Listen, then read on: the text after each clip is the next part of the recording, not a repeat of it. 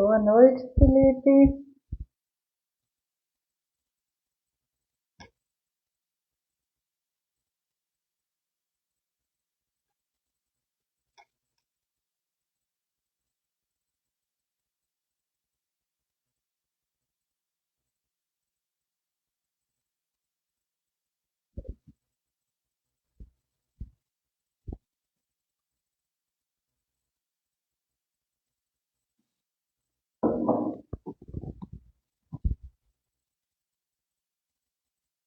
Tudo bem, graças a Deus. Mais um dia aqui na Terra, né? Isso é muito valioso para todos nós.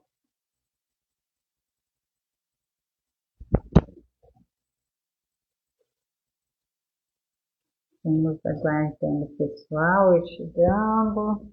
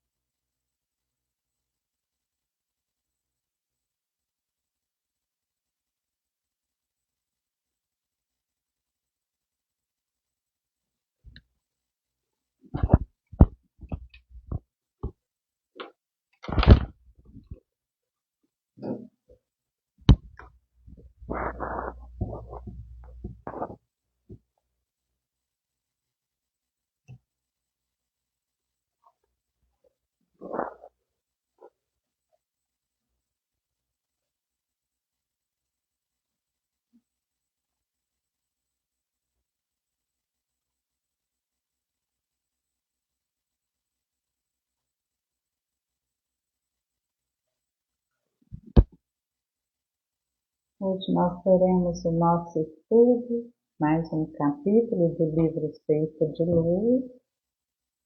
Já deixei fixado aqui, a lição de hoje é Lei e Vida. Olá, boa noite. Sejam bem-vindos.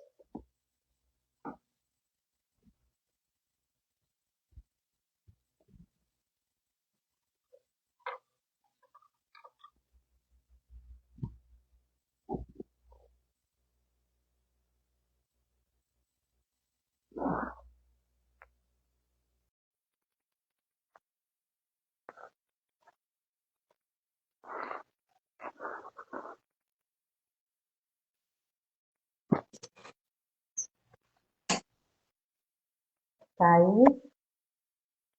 Oi, Como vai? tudo bem? Bem, você? Também. Renata, boa noite.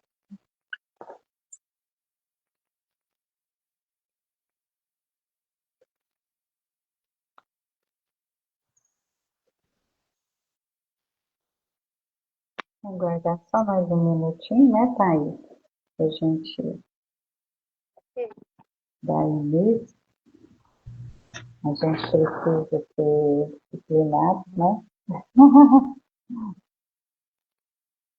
Conforme o Emmanuel sempre recomendou para o Chico, né?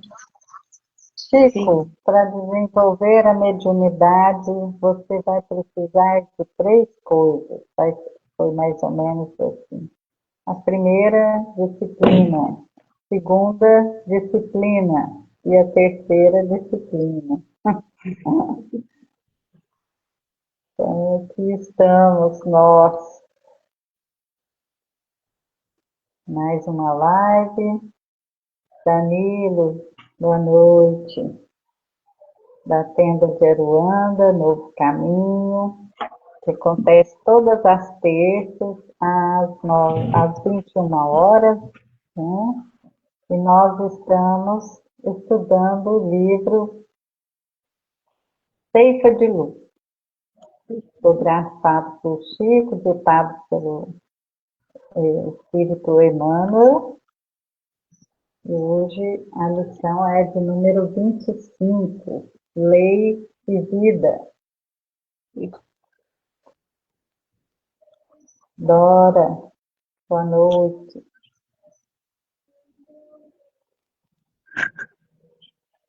Nós podemos, então, fazer a nossa prece, né? Vamos lá.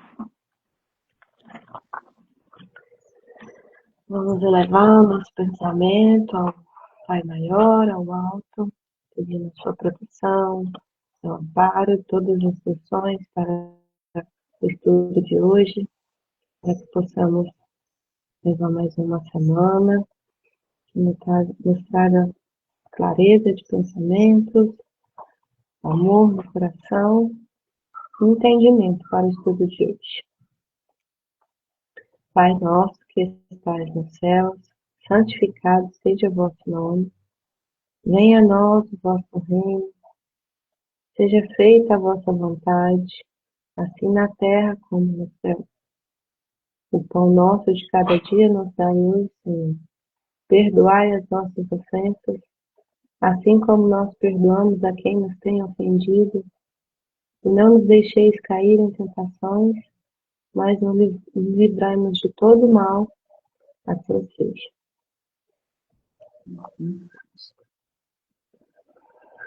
Vamos para a leitura de hoje, né? Como a Nina disse, número 25. Lembrando a todos, viu, gente, de pegar um copo com água ou uma garrafinha, como preferirem, para que seja fluidificada durante o nosso estudo pelos mentores, né? Sim. Boa noite, Dora. Vamos lá. Número 25, do livro Feita de Luz. Lei e vida. Não penseis que vim revogar a lei aos profetas. Não vim revogar, vim para cumprir. Jesus, Mateus capítulo 5, versículo 17. Não matarás, diz a lei. O texto não se refere, porém, unicamente à vida dos semelhantes. Não frustrarás a tarefa dos outros, porque a suponhas inadequada.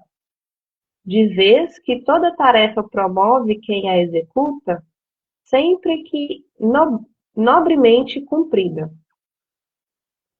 Não dipidarás a esperança de ninguém, porquanto a felicidade, no fundo, não é a mesma na experiência de cada um. Não destruirás a coragem daqueles que sonham ou trabalham em teu caminho, considerando que, de criatura para criatura, difere a face do êxito.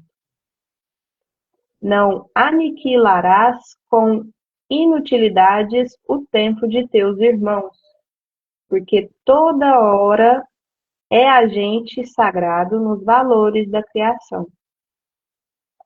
Não extinguirás a afeição na alma alheia, enquanto ignoramos, todos nós, com que instrumentos de amor a sabedoria divina pretende mover os corações que nos partilham a marcha. Não exterminarás a fé no espírito dos companheiros que reinteiam contigo, observando-se que as estradas para Deus obedecem às estruturas e direções que variam ao infinito. Reflitamos no bem do próximo, respeitando-lhe a forma e a vida. A lei não traça especificações ou condições dentro do assunto. Perceitua simplesmente: não matarás. Eu fiquei encantada com essa lição. Todas são muito boas, né? Mas essa lição de hoje traz alguns aspectos assim especiais, né? Porque ele já começa aqui falando, né, dando uma explicação que não penseis que vim destruir a lei, mas sim vim cumpri-la. por que que Jesus precisou falar isso? Porque antes de Jesus vir, nós tivemos a primeira revelação, né? A lei de Moisés, ou lei mosaica, também chamada assim. Mas é preciso contextualizar que Jesus veio trazer não uma nova lei, mas ele veio aprofundar, ampliar a compreensão da lei que Moisés havia trazido, né? Os 10 mandamentos. Até hoje eles não mudaram, não é? É porque a lei divina, a lei natural ou lei divina, não muda, é imutável, né? Mas, à medida que a humanidade foi avançando, foi amadurecendo, então Jesus já pôde ampliar, aprofundar e corrigir algumas interpretações erradas, porque Moisés, ao tempo dele, ele trouxe a lei divina, mas ele também associou as leis civis como um modo de conduzir aquele povo que estava sob sua responsabilidade. Como eu disse, as leis divinas são imutáveis, mas as leis humanas vão sofrendo alterações. Por quê? Porque o ser humano é falho. E, à medida que a sociedade vai avançando, vai se organizando de forma diferente, é preciso aperfeiçoar as leis, né? Para a convivência social, para as relações sociais, de comércio, de tudo, né? Então, Jesus muitas vezes encontrava alguma resistência, aliás, não, muita resistência, né? Daqueles seguidores da lei mosaica. Muitas vezes eles achavam que Jesus queria derrogar aquelas leis, ou revogar, trazendo outras diferentes, mas não. Por isso ele tratou logo de esclarecer, eu não vim destruir a lei, eu vim cumpri-la. Porque todos nós estamos sujeitos às leis divinas, né? Todos nós vamos cumpri-las. Sim. À medida que evoluímos, conseguimos cumprir mais e melhor, mas elas são imutáveis. Então, em algum momento, todos nós vamos precisar nos adequar a elas, né? Você quer dizer alguma coisa? Você ia dizendo alguma coisa, Thaís? Não? Não. Então, essa lição, não matarás, está lá, entre os 10 mandamentos, não é? Mas essa lição vem trazer isso de forma ampliada, não é? Por quê? Logo aqui na primeira frase, ó, ele está falando, o texto não se refere unicamente à vida do semelhante. Sim, não é? E aí a gente vai recordar que no Evangelho segundo o Espiritismo tem uma parte que diz o seguinte, a lei de amor. A lei de amor é o caminho mais seguro da gente se adequar às leis divinas ou naturais. Então, nós sabemos que existem várias formas de matar uma pessoa. Quando ele vem trazendo aqui uma porção de situações, ele está nos dizendo, Emmanuel no caso, né? Nos orientando para que a gente observe que a gente não está matando as pessoas de alguma forma. as pessoas que caminham conosco, né? Amigos, família, colegas de trabalho, todas as pessoas que a gente convive em um ou outro lugar, né? Então, eu não sei se vocês já fizeram essa reflexão, né? O que significa o aprofundamento, então, desse não matarás? Então, nós vamos recapitulando aqui e tentando extrair o sentido dessas ponderações, dessas recomendações de Emmanuel. Não frustrarás a tarefa dos outros. Né? A pessoa está tentando executar uma tarefa, um trabalho, e vem um e, né, atrapalha de alguma maneira, né? Assim, como se diz, distraidamente, não presta atenção na própria atitude ou nas palavras, né? Às vezes até critica, né? Como está dizendo aqui, ó. Oi? Acontece muitas vezes, e com Muitas frequência. vezes, não é? As pessoas, às vezes, fazem até mesmo intencionalmente. Seja no É, trabalho, em casa, a pessoa começa a fazer uma tarefa, seja simples, ou quando começou a cozinhar, às vezes uma pessoa, né, chega, um amigo, um familiar, e fala, mas não é assim, faz de outro jeito. Então já está criticando e já está frustrando a pessoa que está fazendo a tarefa ali. justamente por isso que ele diz, né? Não frustrará essa tarefa dos outros, porque a supõe inadequada. Exatamente. De vez que toda tarefa promove a quem a executa, sempre que nobremente cumprida. Quer dizer, qual é a intenção da pessoa ao realizar aquilo, né? E assim, é a questão de inadequado. Temos, seres humanos que somos, percepções diferentes das coisas. Sim. E por que eu falei que eu fiquei tão encantada? Porque aqui Emmanuel está nos ensinando o cuidado ao outro, as coisas do outro, né? Sim. Então, isso é muito importante porque desenvolve em nós a sensibilidade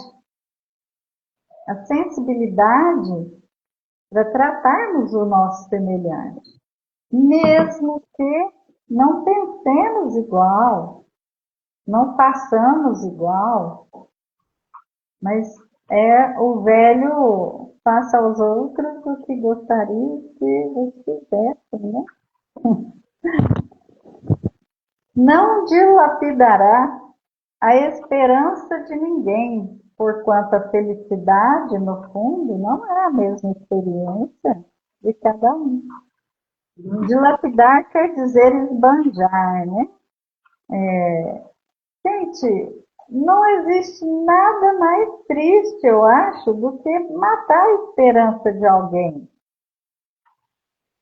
não é? Não é que a gente vai fantasiar as coisas, colocar tudo cor-de-rosa ou dourado, não é isso. Mas daí a matar a esperança do outro, poxa vida,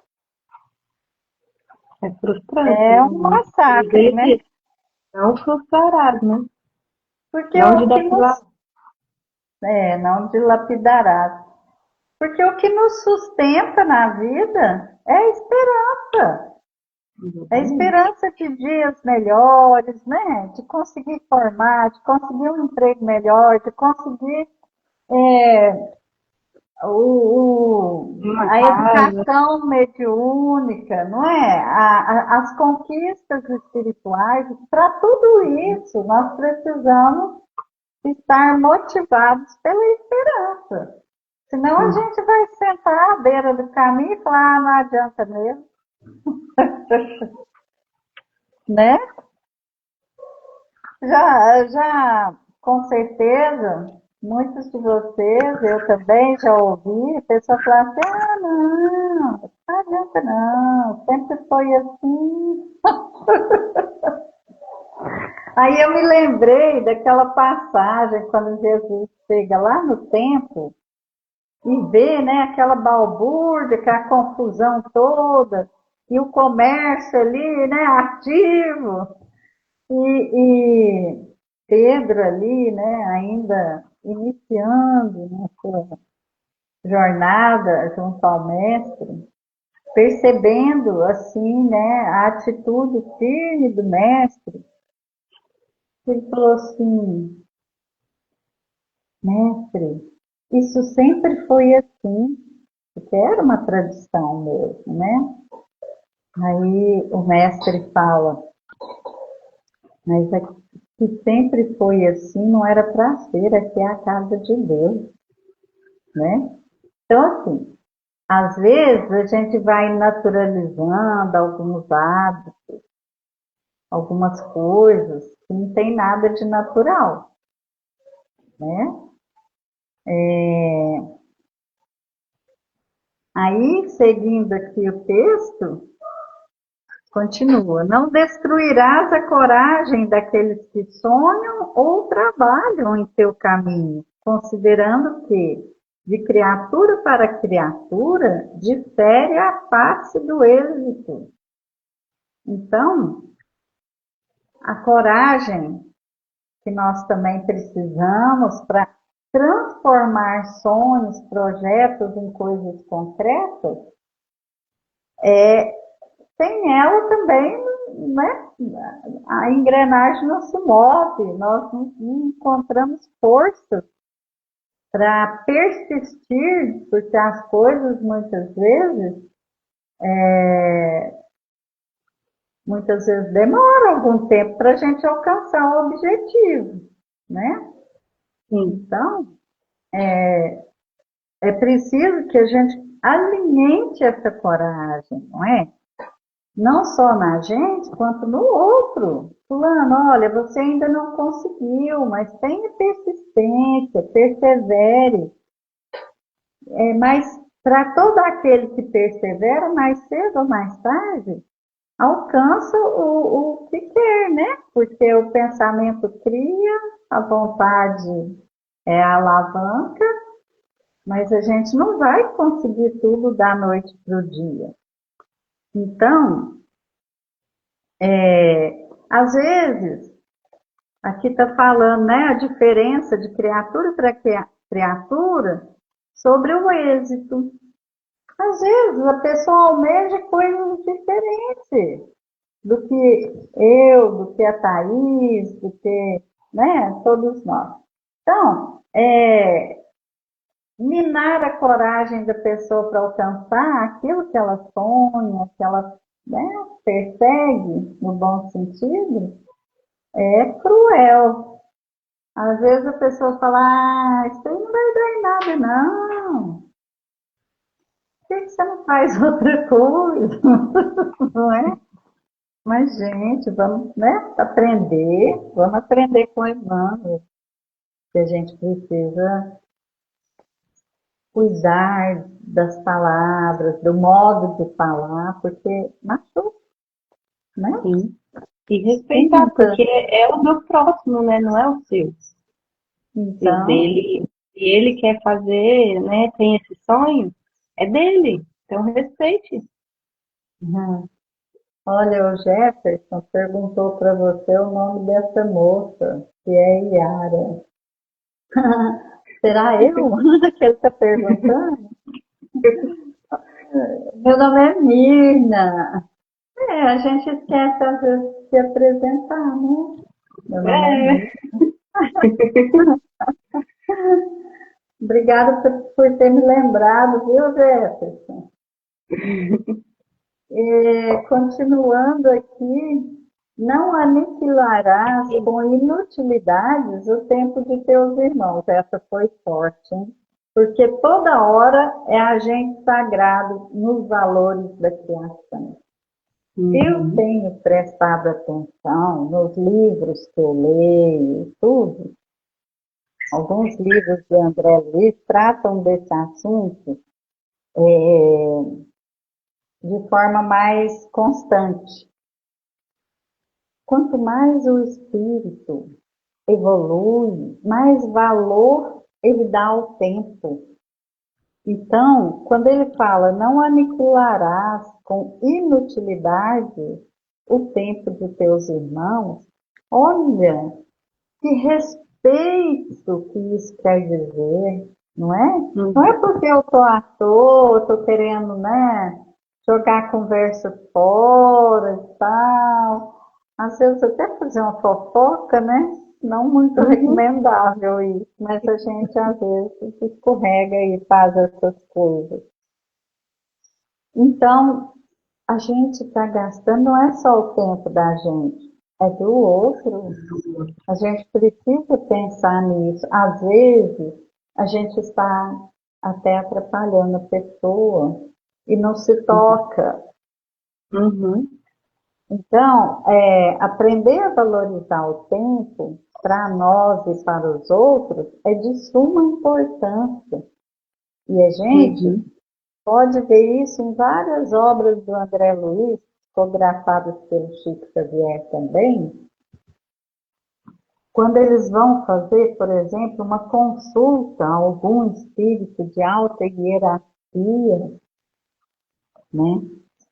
Evoluído, evoluidíssimo. É tudo assim, ó, organizado e ninguém fica falando o tempo que quer.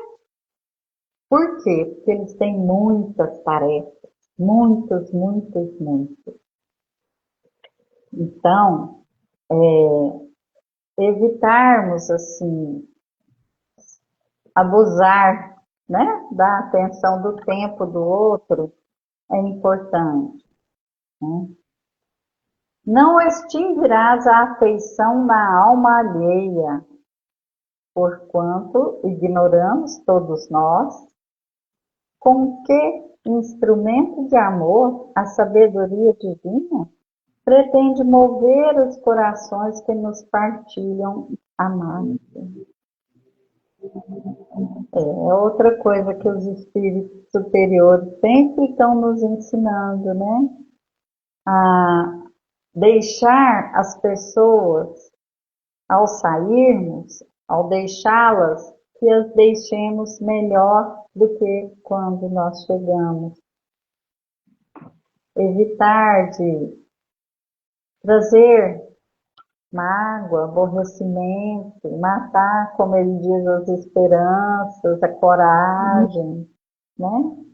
Esse é um pensamento, eu não vou lembrar de quem, não sei se é da mentora do Divaldo, da Madre Teresa de Calcutá, eu sei que é um espírito assim, nobre, né? Achei muito interessante. Não exterminarás a fé no espírito dos companheiros que renteiam contigo, observando-se que as estradas para Deus obedecem a estruturas e direções que variam ao infinito. Nossa, isso aqui é tão apropriado nos dias de hoje, né?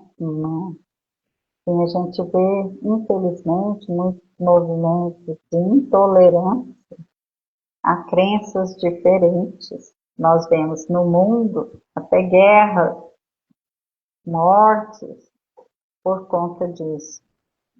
Mas isso é apequenar a grandiosidade de Deus, é tentar tornar menor, tornar pequeno. Porque Deus é a suprema inteligência do universo, é o amor infinito, é justiça perfeita. Então, como acreditar que Deus teria uma linguagem exclusiva, né? Falaria só com determinados grupos, com determinados filhos? E a questão da fé e a profissão de fé, quer dizer, professarmos a nossa fé, é um momento particularíssimo de cada um. É a intimidade maior de todos nós.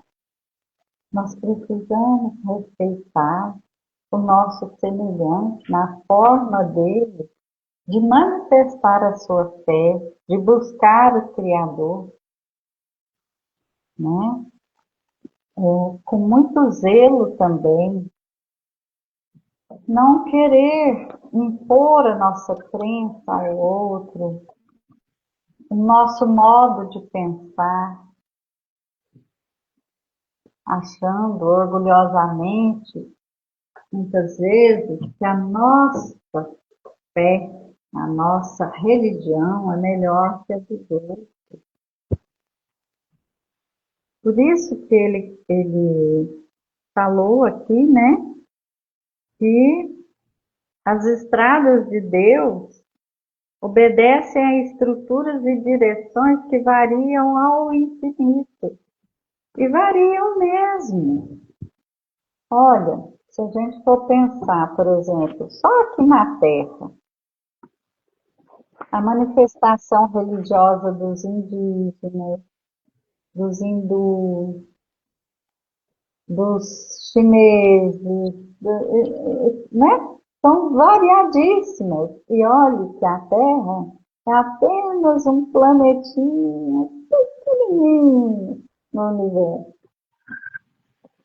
Então, como que Deus vai falar só uma linguagem, né? E por fim, né, ele traz aqui, reflitamos no bem do próximo, respeitando-lhe a forma e a vida. A lei não traça especificações ou condições dentro do assunto. Preceitua simplesmente, não matarás. Olha que coisa. Já pensou? Esse respeito à forma e à vida, quantas expressões de vida existem, né? Reino mineral, reino animal, a humanidade, os espíritos, nas suas variadas expressões. Então, é muito profundo esse não matarás. Duas palavrinhas só, né? Não matarás. Vamos cuidar de não sair aí matando muita coisa, né? Sim. Aí fica à vontade, né? Porque eu falo sempre muito, né? Não, mas a gente veio falando bastante, então acho que é isso mesmo, a leitura de hoje. Ele, no final, ele resume mesmo, né? As duas palavrinhas, como você disse, não matarás. Todas, né? Todas as paradas que a gente leu, realmente é pra gente não matarás, né? Não matar isso dentro do semelhante.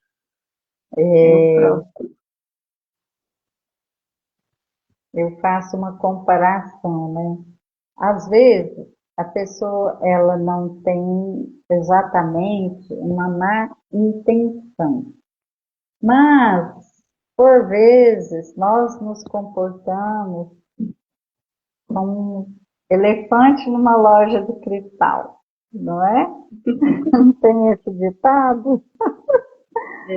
Sai assim, né? Desavisadamente, quebrando algumas coisas, destruindo algumas coisas. Mas não percamos a fé, nem a coragem, nem a esperança, porque nós somos perfectíveis. Todos nós estamos a caminho. Sigamos o exemplo de Paulo de Tarso com alegria, mesmo nas dificuldades, nas provações. A alegria de já estarmos a caminho. trabalhando dentro do que nós podemos, sabemos, para contribuir com o aprendizado, o nosso aprendizado do semelhante, para fazermos alguma coisa, porque nós sabemos que a espiritualidade depende de nós para trabalhar. E nós dependemos deles para aprender e para contribuir, para dar a nossa parte nessa construção divina, não é? Então, eu já encerro a minha fala aqui, agradecendo a vocês que vieram participar com a gente e que nós possamos continuar nessa senda do aprendizado, com perseverança, né? Agradecendo a Thaís pela companhia, né? E a todos, e desejar que todos tenham uma noite de paz e refazimento, que a gente possa continuar os estudos em outras lives. Eu que agradeço mesmo pela companhia, mais uma vez. Obrigada a todos que estiveram aqui com a gente, ou quem vai nos assistir, né, agora há pouco no canal. Aproveito, convido a todos novamente para a nossa festa, a nossa casa, dia 28 agora, né, a festa dos Erês, às 9 da manhã. Estão todos convidados, todos serão bem-vindos. E que nossa semana seja repleta de amor, né, reflexão sobre o estudo de hoje. E semana que vem também de novo, com mais um estudo. Boa noite, pessoal. Muito obrigada. Boa noite, até mais.